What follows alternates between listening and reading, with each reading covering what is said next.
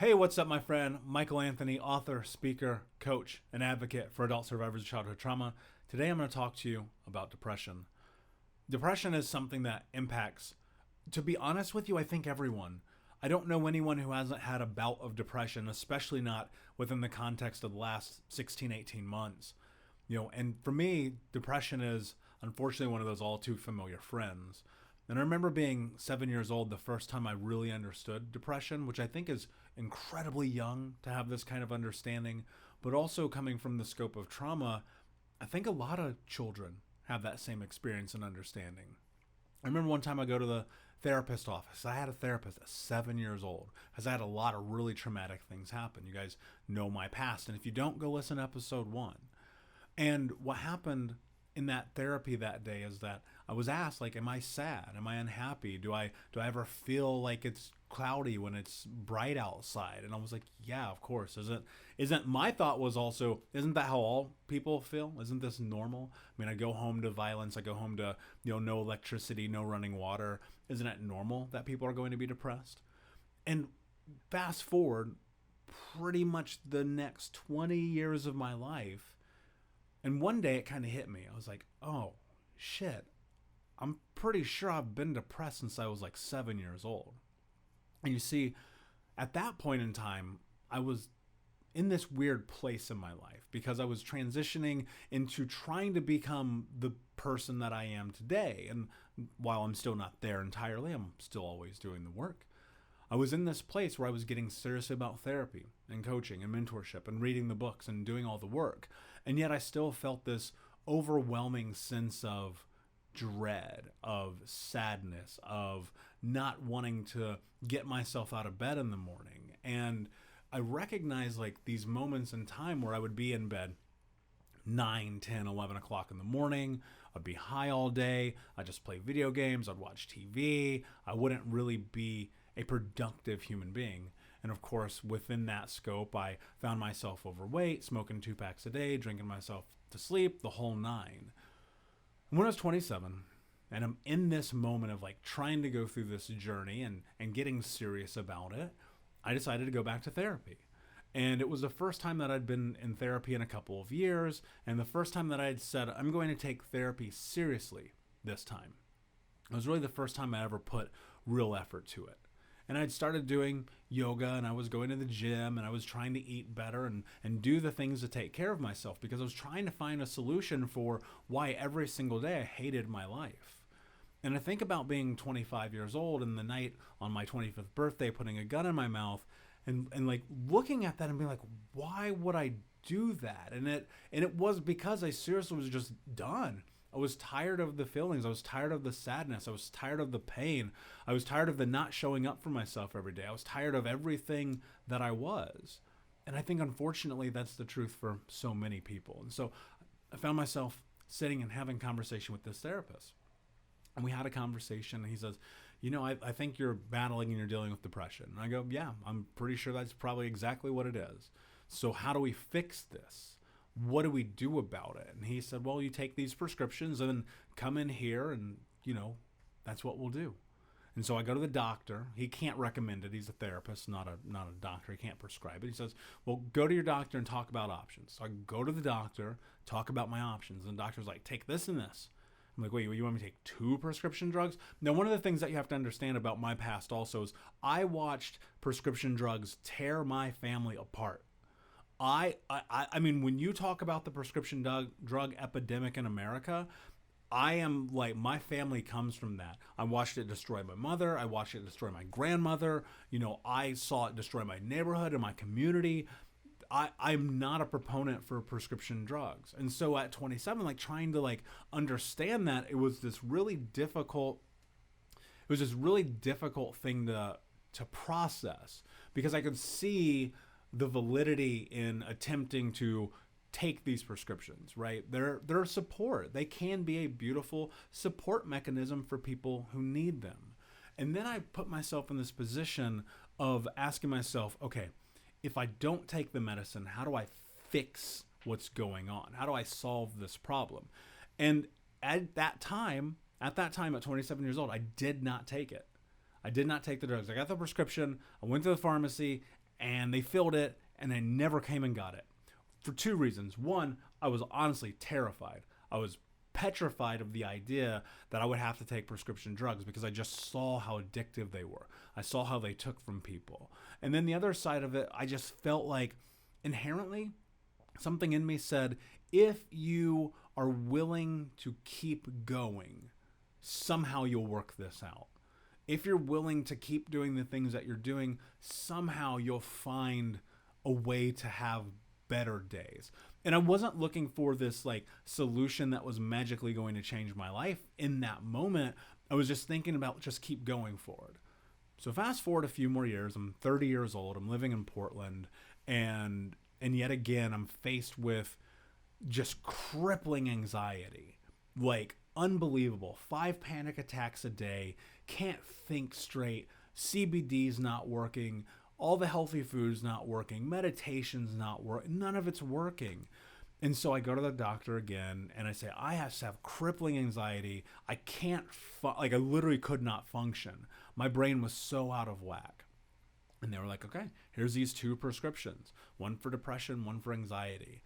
And for the first time in my life, like I started to change the narrative that I had about prescription drugs. And I said to myself, all right, this actually could be really beneficial, especially once I started understanding the science of SSRIs and the way that they can really be impactful, especially in short-term sprints and so on and so forth. Now, let me be clear. I'm not a doctor.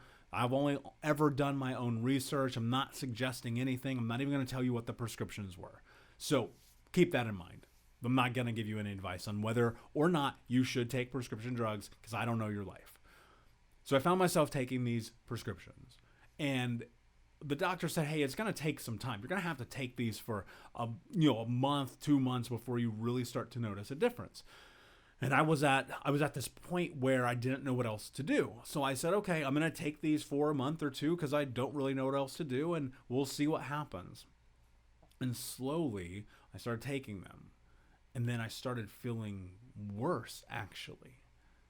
And then it got worse and worse and worse to the point where I literally physically could not get myself out of bed. There was a period of time where for a week, I just was like ordering food, staying in bed, and it was weird because I'd been very much into my journey. I'd been feeling really good about where I was going. I'd been feeling really great about some of the things that were happening. I was starting to finally move towards having really difficult conversations with my therapist and my men's group and my coach around trauma abuse that I'd been through, and then this brick wall.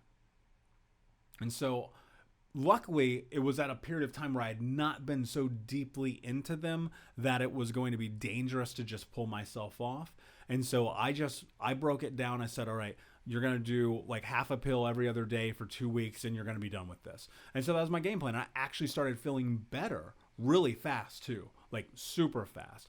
And what I understood about that was, okay, that's not going to be a long-term viable solution for me. For some people it is, and other people, I've met so many people who have had this same exact experience as me when it comes to prescription drugs and trying to deal with their depression and their anxiety. And so I started doing a lot more research about it. Like, what can I really do? And nothing really pointed me in a direction that I felt like made sense, because I was doing I was journaling, I was going to therapy, I was going to the gym, I was meditating, I was walking, I was in nature, I was doing everything everyone was always telling me to do. And yet here I was, months removed from that, and still feeling this crippling anxiety and depression. And so I decided, you're going to focus on a goal. You're going to focus on this goal, and you're going to get really serious about this idea of trying to get successful in business again. Because it had been years since I tasted any amount of success in business. I'd barely been surviving. I'd been borrowing money, just to make rent. Couldn't afford food. I was shopping at the cheapest place. All of my money was going into therapy and coaching and like men's groups and all of those. And I was just faced with, okay, you know how to build a business. You know how to be successful in corporate America. You've done it before. You need a goal. And so I made myself this goal. Here's what's really fascinating about what happened. When that goal started to come to fruition, I got really motivated. And then I was like, well, you've lost all this weight. You learned how to get healthy. Now here's what you're going to do. You're going to go become a certified personal trainer and nutritionist. And so I started doing that. And the next thing you know, I was a licensed and legal certified professional trainer and nutritionist. And then I said, what can I do next? And then one night, my like middle of the night shower moment, light bulb was Think Unbroken. And, that was 4 years ago. And in that moment, I was so driven. And it wasn't called Think Unbroken exactly in that moment, but it was about me kind of putting out content and being value driven about what it was that I was doing in my life by trying to give people tools that I found helped me. So I started putting out content, started writing that blog, and that was driving me. And then I was like, okay, I'm going to make this Think Unbroken thing a thing. And at the time, I didn't know what the thing was. I just said I'm going to move towards it. I'm just going to keep going and going and going and going and going because it just made sense to me. I was called to invest my effort and energy and time to it. Here's what I recognized. This is where I'm going with this. When I didn't have goals, when I didn't have ambitions, when I didn't have things that I was moving towards, depression just overcame me. It was like every day was a struggle to get out of bed because I wasn't living for anything. I wasn't living with a purpose. I wasn't living driven towards anything of value. The only thing that I was doing was waking up and nonchalantly going about my life hoping things would get better. And now over the course of really the last 6, almost 7 years at this point, as I've been very driven towards trying to accomplish goals in my life, the fascinating thing is while there have been these ebbs and flows with depression, I think that will always happen. I think that's a part of my nomenclature, for lack of a better term. I have been less depressed in the last 7 years than I was for the first 30 years of my life. Right? And that's really incredible to me. Because here's the truth about it. The drugs didn't work. The meditations didn't work. The walking nature didn't work. The journaling didn't work. All those things did not work for curbing my depression and anxiety. And I think it's twofold. So I'm going to tap into one thing here and we'll go deeper. One is I was moving towards something important. I believe that we have to have goals. Having that idle time in our calendars, in our days where we're not moving towards anything that's fulfilling or sustainable, anything that brings us joy and hope in our life, anything that makes us happy, even if it's a hobby. Look, I don't think you have to go and start the next business, but how can you invest your time in something that brings you joy and happiness in your life, right? Because when you're bringing joy and happiness in your life, where's room for depression and anxiety? And again, it's not to say that that won't ebb and flow, because it certainly will, because I've had that. And especially over the last year with dealing with, COVID and lockdowns, like I've had these bouts of looking at, okay, well, I think I'm depressed. Get up and get at it anyway. Let's go anyway. Let's push ourselves anyway. Let's grow anyway. Let's get a new certification. Let's double down on the business. Let's create an online course. Let's coach more people. Let's whatever, right? And the thing was, we are going to have an ebb and flow in life. We have to keep moving forward. We have to focus on our goals. And so whereas depression might hit me for, 12 weeks at a time, now it's more like 12 hours or 4 or 12 minutes. And it's really fascinating. And the reason actually today I wanted to make this episode and talk to you about this is because I was having this moment earlier this afternoon where I was like, I just don't want to do anything. I don't want to do anything. I'm feeling bummed out. I didn't sleep well last night. I've just killed myself for the last 8 weeks building out this amazing course, this unbelievably real course that is better than any trauma healing course on planet Earth. I just spent all this time doing this. And then I was like, oh man, all right, crash and burn. And that's not burnout. That was me looking at my calendar today. And here's what's really fascinating. There was a gap in there, 3 hours, where I was like, oh, I don't have anything to do today. Okay, what do I do with my life? What do I do with my day? And I know this may sound crazy to you, but here's the reality. And then I looked at it, I measured it, I said, you know what? Tomorrow your day is full. Take some time. Take a break. Here's what I always tell everyone I overwork with. If you need time, take it. Take it. Have your break. Get yourself back to center. And then I went for a walk. I hit the gym. I had a snack. I came back and I said, all right, let's go. Because you have to have the space. Now look, depression is going to come and go. Anxiety is going to come and go.